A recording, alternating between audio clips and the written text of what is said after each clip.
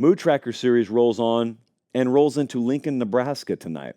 What is the mood of the average Nebraska fan right now? Well, I think the mood amongst Nebraska fans is shh. That's it. They just shh. Index finger over the lips. Shh. Why? Because they've heard it before. Everyone's excited right now about Matt Rule. Yeah, but we've been excited before. Remember Scott Frost? We were excited about that. They felt it before. Scott Frost comes in there. We were excited about it. We felt it. We felt everything that you're supposed to feel right before you win. They believed. Everyone believed. And it crashed and it burned. And there was no reason why it should, but it did. There was every reason why it should have worked out, and it didn't. So here we go again. We got Matt Rule in there entering his second year. They're recruiting well. They're portaling well. They just got their quarterback of the future. The energy is off the charts great. But we felt all those things before, is the point. So you got to be cautious. Optimism abounds there. You got to be cautiously optimistic with it. And I think they are. And the other benefit to being a Nebraska fan or looking at the Nebraska program is this is not Alabama. When Kalen DeBoer comes to Alabama, the expectation is national title or bust.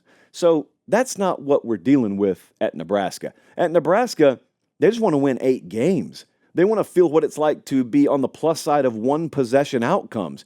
They want to make a really solid bowl. They just want to be relevant in November. Baby steps for Nebraska. Just be back on the national radar. You don't have to be in the middle of it. Just be back on it. And they've been bad for so long that a guy comes in and wins 9 games, it's going to be celebrated there, as it should.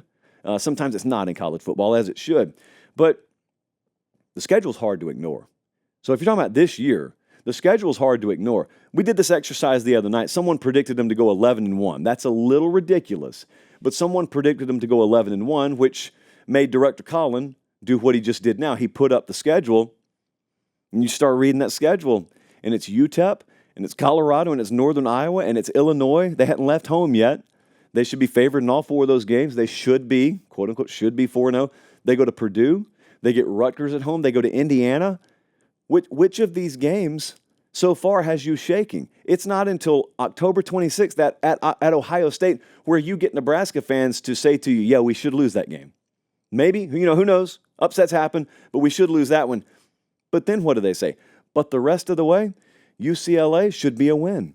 At USC, interesting. We're going to Los Angeles in November for football-related reasons, but we should be better than them at the line of scrimmage. Who knows what USC is by then? Wisconsin at home, at Iowa to close the season.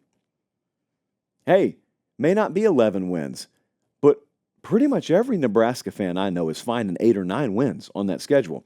And it's hard to argue with them. Now, it's also hard to forget how college football works, and nothing ever works out quite as seamlessly as it's supposed to, and those depth charts don't ever look as pristine as they do in the Phil Steele Preview magazine. But man, we had a what if tonight on the Big 12. Well, what if Nebraska ends up being the upset special and the team that comes out of nowhere in the Big 10? Just go to Indianapolis. Just play for the Big 10 title. Just like I said, just win 9 games. The way they would talk about Matt Rule, the way I would talk about Matt Rule, that'd be fun.